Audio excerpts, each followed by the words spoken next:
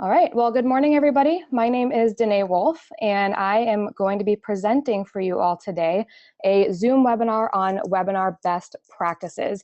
Now, before we get started, I do want to mention that this webinar this morning is just that. It is about webinar best practices. The things that we will not be covering today include some of the basic Zoom functionality, things like how to access your account, how to download the Zoom client, how to create a meeting. All of that information was covered in one of two Zoom trainings that the CFAES IT did back in April. They invited one of the Zoom employees in and did a webinar on all of the basic Zoom functionality, how to access your account, sign up with it through your OSU username and password. Excuse me. They also covered how to download the Zoom client, how to start your meetings. Those are really, really important trainings that everybody should watch. I see Ken Kolka posted the Go link there. Thank you, Ken. It's go.osu.edu/Zoom. You'll want to watch those two recordings because they will teach you everything you need to know about basic Zoom functionality. They are really geared more towards Zoom meetings. Everybody has access to a Zoom license to create meetings for up to 50 people. The license that we are on right now for today's webinar is a webinar license, and there are a limited amount of webinar licenses. You do have to request access to one of those licenses in order to create the webinar and teach the webinar. I will tell you about how to do that a little bit later. So we are going to go ahead and get started. I will tell you sort of about the differences between what a webinar is and what a meeting is and when to use one. Somebody asked, are we automatically all muted? Yes. So as attendees on a webinar, nobody has audio or video rights. You are all view only. That is one of the major differences between Zoom and Carmen Connect. With Carmen Connect, you could give all of your attendees audio rights, but with Zoom, nobody gets audio rights or video rights. So you will only see me as the speaker and any other panelists that might be speaking. So we're going to go ahead and jump right in.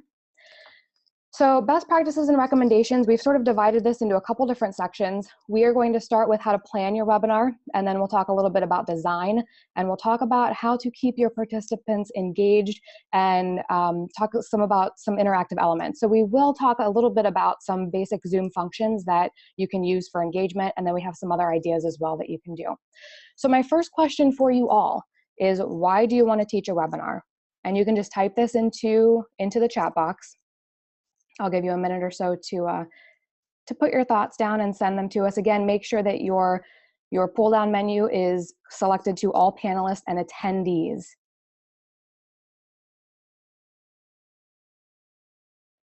So Ashley said you can see my PowerPoint editing screen, but not the actual presentation. Is that what everybody's seeing? It should be in presentation mode.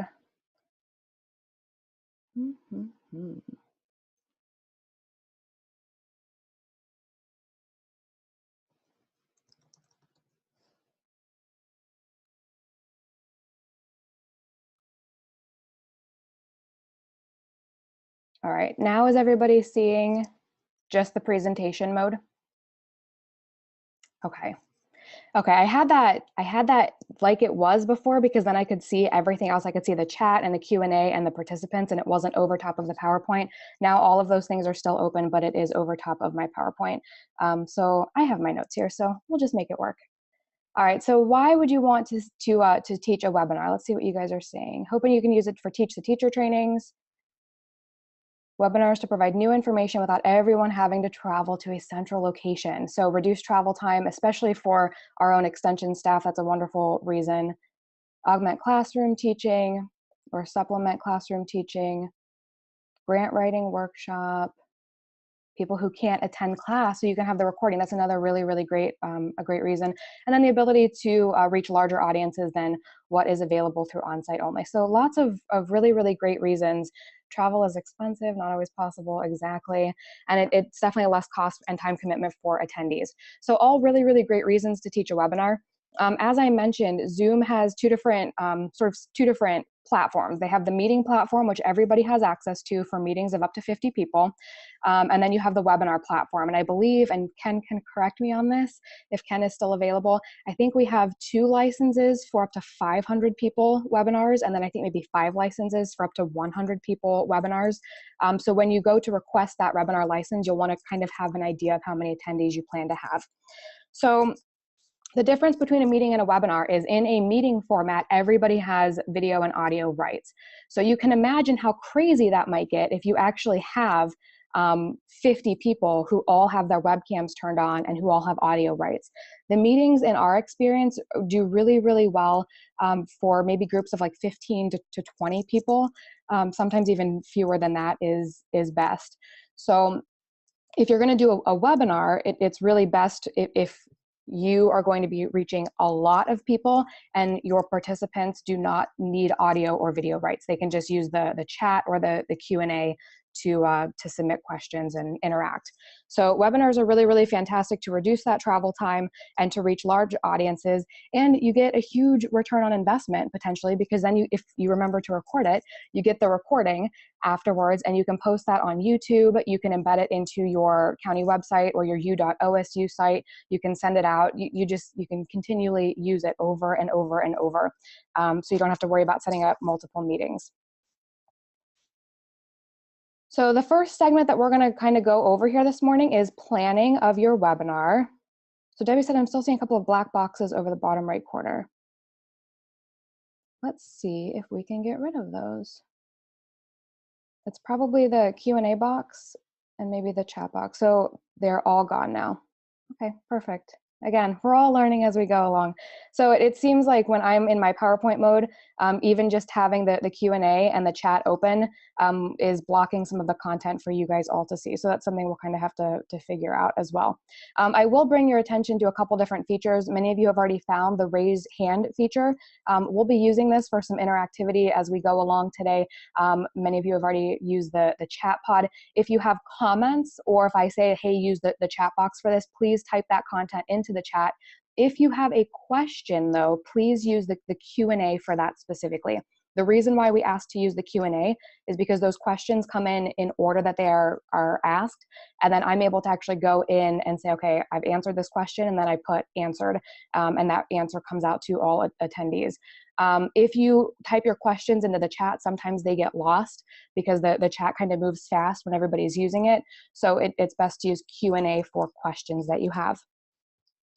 So the first thing that you need to decide when you're planning your webinar is what you will focus on and who your audience will be. Now, you might have an audience in mind before you have your topic in mind, or you might have your topic in mind before you have your audience in mind. So again, you can just go ahead and type into the chat box, does anybody have a specific idea for what they want to focus on for teaching a webinar? And if you don't, that's okay. Don't think that you have to have an idea in mind right now. But if you have an idea, go ahead and type that into the chat box.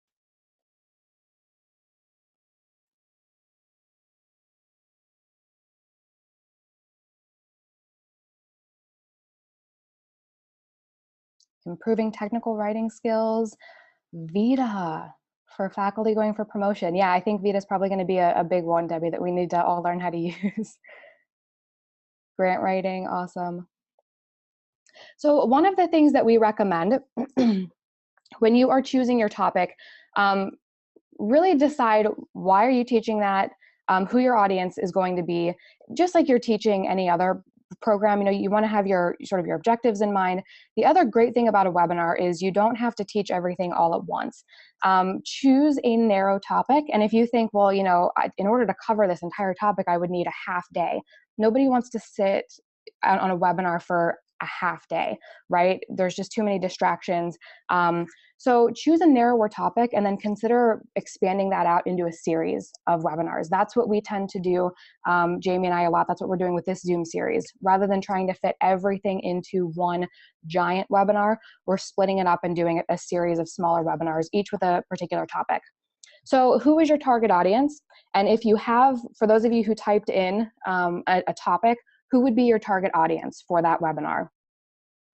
And you can just go ahead and type that right into the chat box.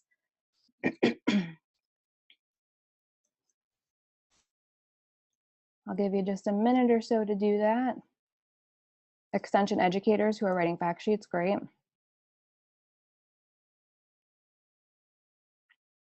Faculty going for promotion, program assistants, program specialists, nonprofits, or other educators, so 2 different versions for different audiences. One of the main questions that you have to ask yourself before you decide on a webinar platform is, does a webinar platform even make sense for your audience? The great thing about webinars is you can teach them sort of whenever you want. You can teach them from the comfort of your own home, or you can teach them from your office. But you really have to think, is my audience going to be receptive to the idea of sitting on a webinar? And you might have some audiences that a webinar just isn't going to work. You might have some topics where a webinar really just won't work because it needs to be more hands-on, in person, or maybe just another platform is going to be best. So again, sort of some basic stuff. All of those questions you would probably ask yourself if you're designing a live in-person workshop. Same questions go for designing a webinar.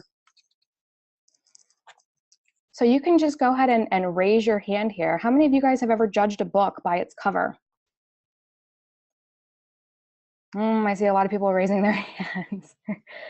Like everybody's raising their hands. Yes, I can't tell you how many times I have judged a book by its cover. And similar to that, I can't even begin to tell you how many times I've started watching, let's say, a YouTube video, and the first maybe 10 or 15 seconds in, I'm like, oh yeah, I'm not gonna watch the rest of this. So we tend to judge things very, very quickly, which is why it is so important that when you're planning for your webinar, you need to craft a really catchy title and a catchy abstract. You need to design that content so that people can read that title and that little short description, and they're like, yes, I want to attend that webinar. Yes, this is going to be interesting and relevant to me. Your title should be no more than 15 words, and your abstract should be around 150 to 200 words. Now, those aren't hard, fast rules, but if you have this long title, sometimes it just becomes difficult to read. Also, I would say try not to use a lot of academic jargon in your title or your abstract. Think about who your audience is and try and create a title and an abstract that's relevant to that audience. I see Debbie asked, can you give screen control to participants in a webinar? So Jamie answered, you can give screen control to panelists and host. I would have to promote you to a panelist or a host in order for you to have screen control. So just attendees are view only. You cannot have screen access, or screen control, I should say. So another question for you all, what is the most appropriate length for a webinar? And you can just type your ideas into the chat box.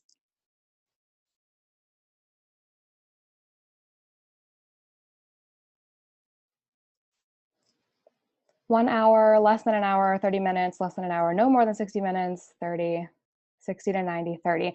Great ideas. So what we tend to say is your ideal length is going to be around 45 minutes.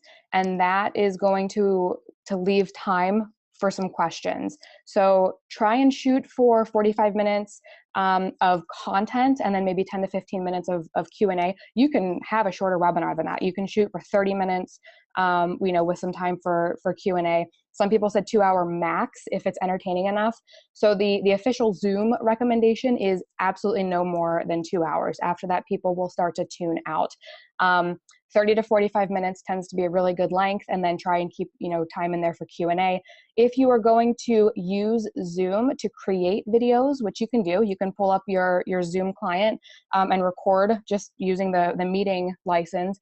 You can create and screen record everything that you're doing, and just create little short tutorial videos. You can it doesn't even have to be a PowerPoint presentation. You could just video record yourself doing some sort of demonstration. So people are using Zoom as sort of a screen recorder, and then you get that recording that you can upload to YouTube. If you're gonna do some sort of video like that, try and keep it to no more than 2 to 5 minutes. I will say probably that the sweet spot for me is 2 to 3 minutes, just on a personal level. That also goes for if you're going to include a video recording as part of your webinar. So let's say you type in a URL to a YouTube video and say, okay, we're going to watch this video. Try and make it no more than just a few short minutes. So the next thing you have to do is market and promote your program, just like any other program that you would do. You try to use the channels that your audience is using. So if you are marketing your program to a lot of people who use social media, use those channels to market the program. Many of you probably already have listservs that you're using to get information out. market it through those listservs. The great thing about Zoom is you have a registration feature for the webinar. So you can get, you can ask people to register for the program, and then that captures their contact information. And you can actually go in, and I'll show you a screenshot in a minute. You can actually go in and have Zoom send reminder emails to those folks. Maybe one day out, maybe an hour before the program, they'll get a reminder. Now, research shows that if you share your registration information out more than 7 days in advance, you will get a 36% increase in participation in registrants. So it's always a good idea to start early. And then also try and send a reminder out 24 hours in advance and 1 hour in advance. And again, you might be thinking, how would I send that information out, or how would I remember? Zoom can do that automatically as long as you set it up to do that. Now, again, research shows, and depending on what research you read, you might get different answers for this, but middle of the week tends to be best for webinars. Tuesday, Wednesday, Thursday between maybe 1 p.m. or 2 p.m. Usually we say sort of mid-morning to mid-afternoon. You might be asking, why are we doing a Friday morning webinar when that doesn't, this doesn't fall in for that time. But we find that our Friday mornings tend to be fairly okay for our extension participants. So again, it all depends on your audience. You might be teaching a webinar to a group of farmers who are working from dusk until dawn, and the best time to do a webinar for them might be 8 or 9 o'clock at night or later. So keep your audience in mind. I do see we're getting some questions. How does Zoom compare to Carmen Connect? Is Zoom being utilized for video conferences? Yes, so Zoom is sort of our new platform through CFAES that we are using for virtual meetings, video conferencing, and for webinars. You can continue to use Carmen Connect. We just know that a lot of people have traditionally experienced a lot of problems with Carmen Connect connectivity and audio issues. Zoom tends to work really, really well. As Jamie and I have always said, it just works. If you send your webinar link or your meeting link out to people, they click it, it works, and it works so beautifully most of the time. So I see Debbie asked a question, can you do quick polls, yes, no questions in a webinar? And then you can share the summary results in the screen with participants. Yes, you do have polling options, and we'll talk a little bit more about that as we go on. All right, email marketing. Email marketing is my favorite. Use email to your advantage. Again, you can set those email reminders to go out automatically in Zoom. You type in the text that you want. You can even do follow-up emails that will go out automatically to everybody who participated in the webinar and everybody who wasn't able to attend the webinar but who registered. And I'll show you a screenshot, I think, yeah, right here. Here's a screenshot of what that will look like. So there's email settings that you can see, and you can send a confirmation email when everybody registers. You can send a reminder email. They've set it up to go out 1 hour and then 1 day before the webinar. And then you can also do like 3 days after the scheduled end date, everybody's going to get an email. The one thing that's great about that, sort of that follow-up email, is you can get the recording link. Once you get the recording and get it uploaded to whatever platform you're using, like YouTube, you can take that URL and include it in your email that goes out to everybody and say, hey, if you didn't get a chance to participate, or if you want to watch it again, here's the recording so that you can do that. And you'll see Ken said your client does not have to have the Zoom app. They do not have to have a Zoom account in order to log into like a Zoom meeting or a Zoom webinar. So that's another really, really great thing.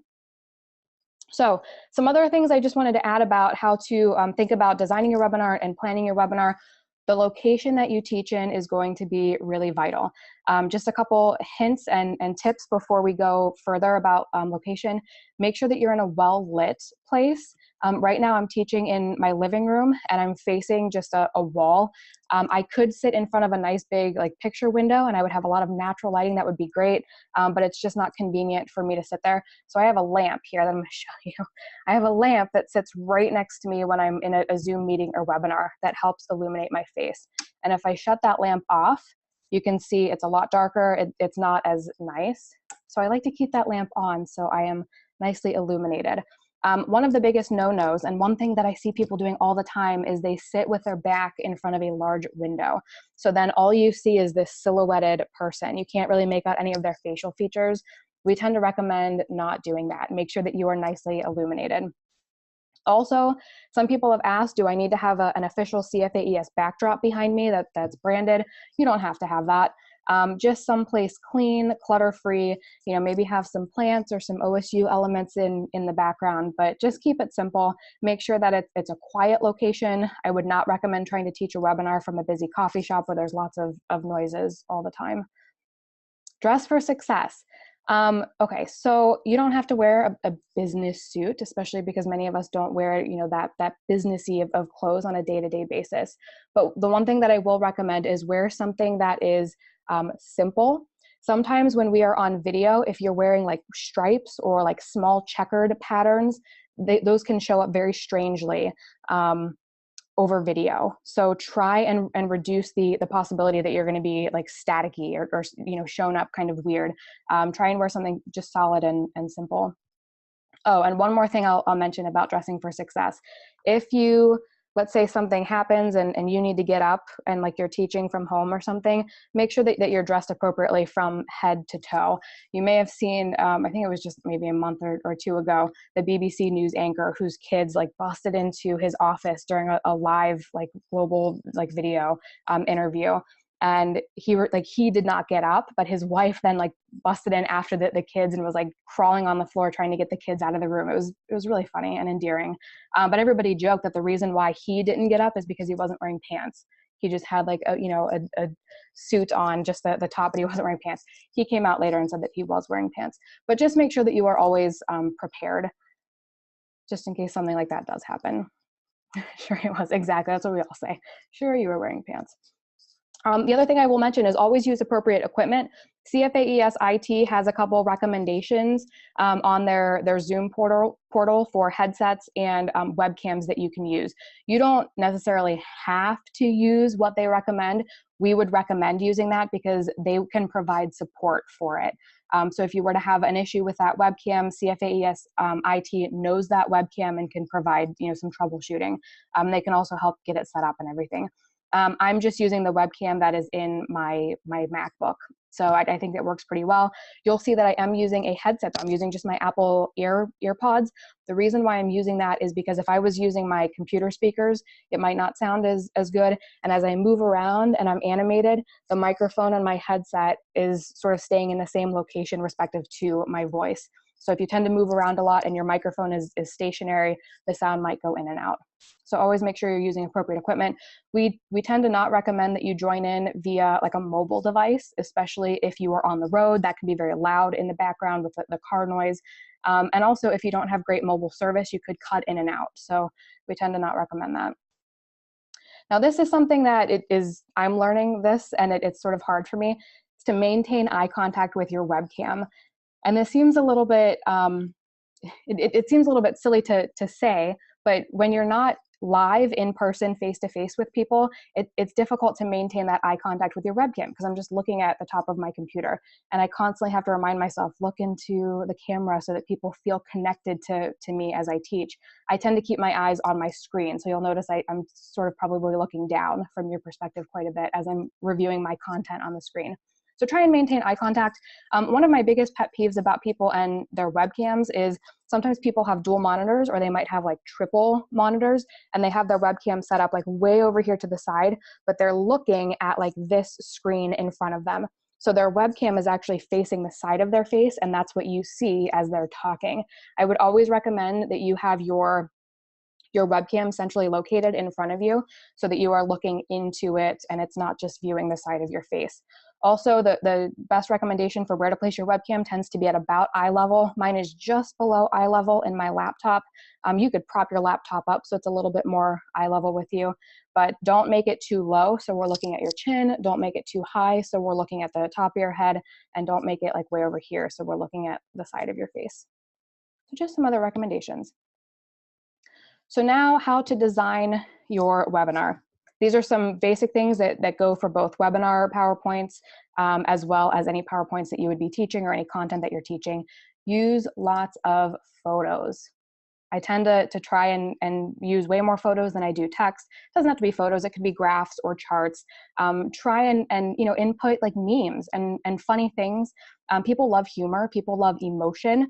I would say try and not make people angry, especially angry with you, for something that, if you're using crude humor or something, don't go that route.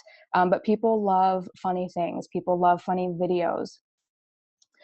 I always have to mention the importance of branding and copyright. Make sure that your information is branded properly, especially with these webinars that could go out and be shared to very, very large audiences. We want people to know that that content came from Ohio State. So a question for you all. Do you think that the use of this block O is okay? Why or why not? And you can type just into the chat.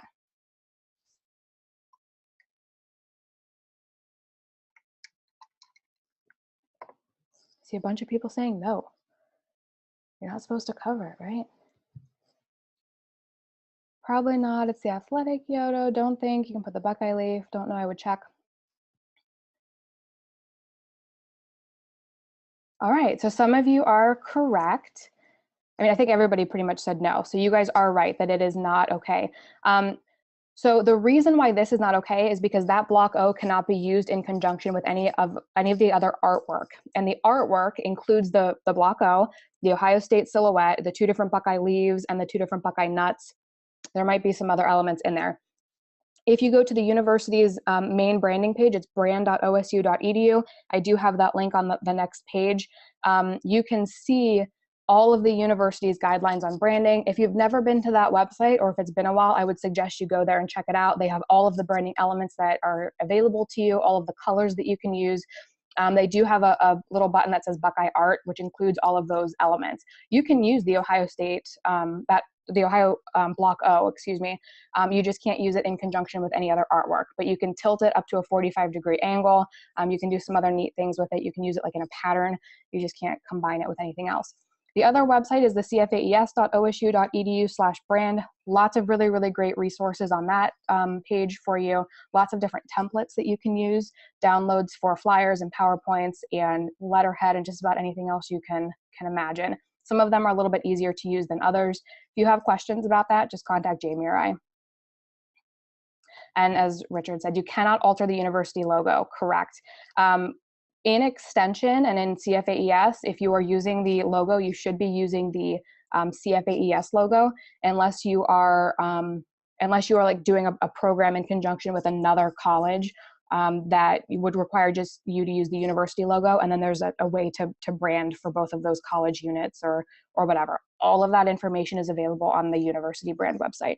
So I definitely recommend you check that out every once in a while. Oops. So audio options. When you do audio options, when you set up your webinar, you have the option of selecting voice over IP, and that stands for voice over internet protocol. And it basically just means that people can use their computer audio, or that panelist, the speakers can use their computer audio. You can also have the option of calling in over the telephone. I would always recommend you set that to include both. The last thing I'll say about that is, if you've never seen this YouTube video called A Conference Call in Real Life, when we are done with the webinar today, I would highly recommend you check that out because it is hilarious. That's all I will say about that. Another thing about designing your webinar and your PowerPoint, try not to include animations because they can be very distracting. When we were in grade school learning how to use PowerPoint, like the animations were like the entire thing that we used. Like the animations were the word art, all of the big glamour glitzy stuff in PowerPoint. It was awesome. But it's not so awesome when you're doing a professional webinar, unless that animation somehow has a real purpose. Now, Joe Boggs is a great example of somebody who uses animation in PowerPoint to show you maybe how an insect is affecting a plant, and how that insect is eating through like tree material or plant material. And there's a real purpose for why he uses animation. He does it very, very well. So if there is if you're trying to show like a process or something, animation could be a good idea. Another idea is to try and divide your content into small segments. Try and shoot for like 5 to 10 minutes. You'll see our PowerPoint here today is sort of divided by your planning, your design, your interactive elements. We try and divide it up into more easily consumable chunks. It just allows people to refocus their attention, or if they need to take a break for a second and do something like stir a pot of spaghetti, they have that opportunity to do so. Now, raise your hand if you've heard of a Gantt chart before. Couple people. So you might want to think about doing a Gantt chart for your PowerPoint. It's just a way to sort of divide your tasks out and then decide when those tasks are going to take place in your PowerPoint. I was going to do a little whiteboard activity here, but I think because of time, I will forego doing that. But if you have questions about preparing that Gantt chart, again, you can use this for planning your webinar or doing any other program. In reality, it's just a good way to sort of divide out your content and know at this point in time, I'm going to do this interactive activity with my audience. At this point, I'm going to share this resource. So it's just like a nice visual way of seeing your content and how you're going to present that content to your audience. So where I would like to spend good majority of our time this morning is the interaction portion of our webinar. How many of you guys have been on a webinar that was just absolutely terrible? And you can either raise your hand or you can just type yes into the chat and then let me know why it was so terrible. What about that webinar was awful? And I'll give you a minute or two to just type those responses into the chat. She kept mispronouncing words. Dry material, monotone, dull monotone. When you're doing something online, it is a good idea to still try and be, I guess, like, what's the right word? Animated, and, you know, use your voice to really, you know, get points across. Distracting graphics, having to ask the host to advance slides. Next slide, go back. Yeah. So if you are giving control of slides to somebody else, sometimes that can be really distracting because then that panelist or speaker is constantly having to say, okay, next. Oh, nope, you went too far. That can be a little bit distracting too. Slides entirely made of text. Yep, that's one of my pet peeves, is just seeing like a whole list of just text, especially if that's all that is in the presentation. Clip art. Again, one of those like grade school things. Clip art was like the thing to do. Debbie says, stop using it. I would have to, Comic Sans font. Yeah, Comic Sans font is like the new like laughing thing. Like if you see people using Comic Sans, it's like you can't take them seriously unless you're using it ironically, of course. So, okay, let's catch up here. So interaction. One of the best recommendations we can give to you is to try and interact with your audience every 5 minutes and give them time to respond. And when we say interact, we don't mean that you have to have some huge elaborate thing planned with them. You can say, hey, raise your hand if, or hey, type into the chat box if you've ever. Sort of like we're trying to do here this morning, is just keeping you entertained, keeping you on your toes, and giving you opportunities to participate in the webinar. In my live programs, I tend to be very participatory. I tend to constantly ask people questions and say, hey, if you have questions, ask me. When you're in a webinar, it's a completely different way of teaching. I can't see you. I can't react to your emotions. I can't tell if you're falling asleep or if you're checking out Facebook. So it tends to get kind of, it's kind of scary to be on this side of the screen because I have no idea how you are all reacting to my content. And the only way I can really react to you is how you're interacting with me through things like raising your hand or, you know, responding to poll questions, things like that. Oh, Kathy has a really, really great point that I will mention here. She said, when you're using photos, please make sure that diverse people are represented. One of my pet peeves is not having any diversity reflected in webinars, workshops, presentations. That is a very, very good point, especially when you're using photos of people. Try and make sure that there is just a wide range of diversity. And CFAES, I believe, and the university, they have some stock footage that you can use, like stock photos that you can use. And I always tend to recommend Pixabay as a really great stock photo website. It's absolutely free, royalty free. You sign up for an account and you don't have to provide any attribution to the photographers for using those images. I think pretty much everything that, so you want the link to Pixabay or the link to the CFAES? Kathy. Either way, I can provide both. Pixabay is just pixabay.com. Oh, and then the CFAES, I will try and get that link for you. If somebody else can find it in the meantime and put it up there, it's through communications and marketing, but I'm not sure of the exact URL. So some of these Zoom tools that are available to you, and we've already used a lot of these. The Q&A feature, again, this is really meant for questions so they don't get lost in the chat. The chat box, most of you I think have accessed that just fine. Ask people questions and ask them, you know, to respond via chat. That's another really great way to stay interactive. The other thing I'll mention here is in the Zoom meetings, you can't do this in a webinar, but you can do it in your Zoom meetings, is you can have breakout rooms. You do have to set those up ahead of time when you set up your meeting. Thank you, Jamie, for providing that. Again, you have to set up those breakout rooms ahead of time. And then, like, let's say you're doing a Master Gardener class and you have 25 people and you're teaching via webinar and you want them to be able to break out like in groups of 5, for example. You can create those breakout rooms, and then during your meeting, you can assign people to those breakout rooms and break them out for small group discussions. And you can say, okay, hey, discuss this. Group 1, discuss XYZ. Group 2, discuss ABC, so on and so forth. And then you can bring them back together as a large group and say, okay, what did you guys all discuss? And have some sort of like group sharing. Polling is another thing that you can do. Your polling needs to be set up when you create your webinar. So it needs to be set up sort of in the desktop version.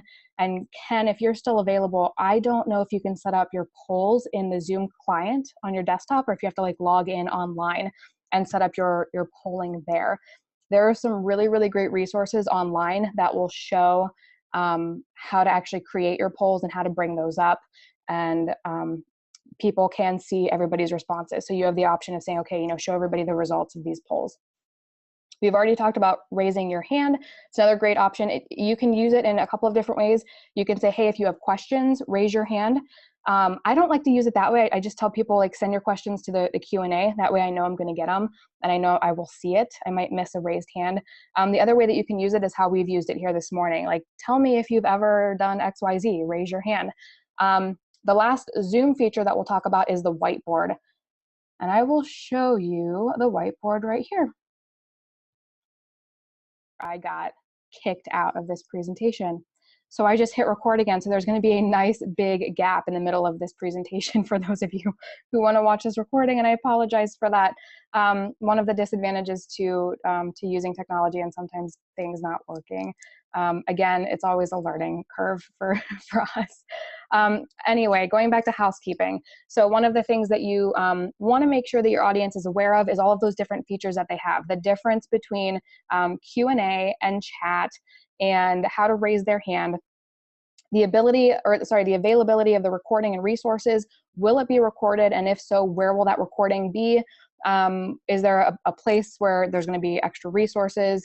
And then we always recommend that you have a co-host or a moderator for any webinar that you're going to do. The reason for that is it's sometimes difficult as the speaker to make sure that you're watching the Q&A, make sure that you are responding to people in chat and that questions are being responded to. And if you have a co-host, that person can also bring up your poll questions. So you don't have to worry about bringing up your own poll questions. It just makes things go much more smoothly. So you'll see Jamie sort of on in the background. She's monitoring the chat and the Q&A. She's helping me out tremendously. That person can be responsible for recording if you make sure that they are, that they know they're supposed to record. All of those sort of things that as a speaker, sometimes you just forget about. So it's always a good idea. You can add them either as a co-host or I was added as an alternative host for today's program, which means if for some reason Jamie just could not have been on today, I would have been able to start the meeting here this morning.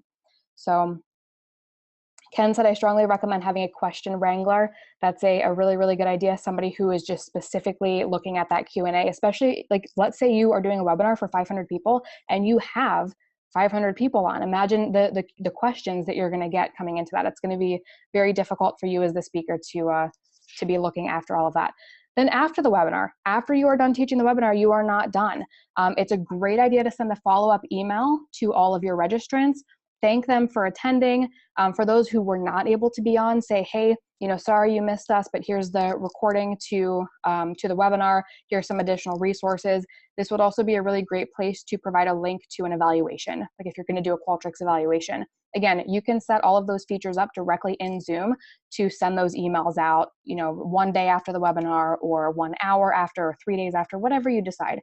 Get that recording uploaded to wherever you're going to put it. Make sure that you provide that link in that email. So you're gonna have to go back into Zoom and put the URL in there before that email gets automatically sent out to your participants. A couple other things that I just want to mention as we finish up here. Does anybody know what a flipped classroom is? You can go ahead and raise your hand if you've heard that term before, if you know what it is. See some people raising their hands, awesome.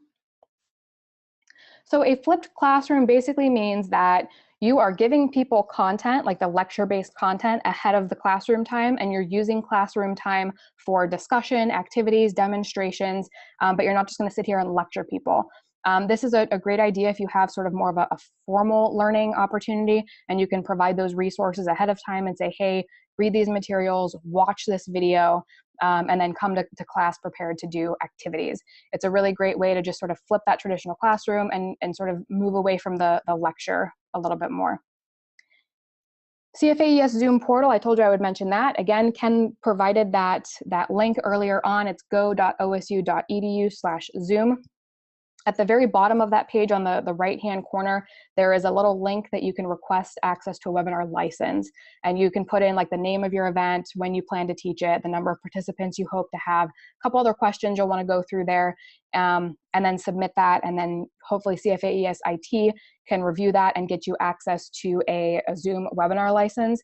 And they can help you with maybe some of the details for how to exactly set that up and how to go in there. There's a really, really great recording that Zoom produced. It's on YouTube. It's like an hour-and-a-half long training about how to set up your webinar, all of the different functionalities that you have as a host, and how to actually set up that meeting room and get the invite out to participants. Really, really fantastic information. The other thing I'll mention is collaboration is really, really important. If everybody just started doing webinars in their own respective counties, chances are we would start to overlap a little bit. So try and work within the teams that you're already working on to decide the webinar topics that you want to teach. Again, it's always a good idea to have a co-host, so make sure that you have a buddy that you can rely on to watch that chat box and to watch the Q&A and help you in any other way that you need to. Jamie and I, along with Roger and some other administrators, we are hoping to come up with some sort of like official process for scheduling and teaching webinars. We've thought about the possibility of maybe having an ongoing webinar series that we offer through OSU Extension. We've not come up with what those plans are going to look like yet, but hopefully by fall, we might have a better idea. In the meantime, if you want to teach a webinar, please just let us know, and we'd be happy to help you, come up with those ideas. So Zoe asked, we can't do webinars automatically. We have to set that up first. Correct. So all CFAES employees have access to the Zoom the Zoom meeting license, which allows you to schedule meetings for up to 50 people. And everybody has video and audio rights on a meeting if you give it to them. The Zoom webinar license, we only have, I think, the 5 webinar licenses for webinars up to 100 people, and then I think 2 licenses for up to 500 people. And you do have to request access to those through CFAES IT. I think this might be one of the last things. If you are planning a webinar, Jamie and I would be happy to review that content with you. We'd be happy to talk about some of the interactive activities or engagement plans that you have for that. And just make sure that you're sending that information to us well in advance. We are asking 2 weeks in advance. We know that's not always possible, but just know that if you get it to us like the night before your program, we might not have time to review it. We can't guarantee that we would have time to do it. Thanks, Alice, for coming. So again, we'd be happy to review some of your content and talk about your plans, but just make sure you get that content to us ahead of time. And Ken said, practice, practice, practice. Yes. Teaching webinars is very different than teaching in person. We've already sort of mentioned some of the reasons why. The fact that you're staring into a camera and not into people's faces. Make sure that you set up your location and your lighting and your audio. Practice with some people so that you know that your audio is working well. Just practice. Get into Zoom and just practice with some of those Zoom features. Don't be afraid to use it, because we are really, really excited about our switch to Zoom from Carmen Connect. So that is all of the content that I have. I think it's just about 11 o'clock. So if you have questions, please feel free to ask those. I am watching the Q&A box now. Thank you so much for being on this morning. Hopefully you guys learned at least some new things that you can use in your webinars. And any questions that you guys have, please send those to Jamie or I. And CFAES IT, Ken Kolka has been fantastic. And Randy Nemitz has been really great as well. Mike Jeffers, all of the team in CFAES IT who has helped with this transition. It's just been fantastic. And we are so excited about Zoom. And we hope that you guys are too. Ken said send him technical questions. So if you have technical questions about using Zoom, those can go to Ken Kolka. And thank you guys so much for being on again today. I hope that you have a great Friday and a great weekend.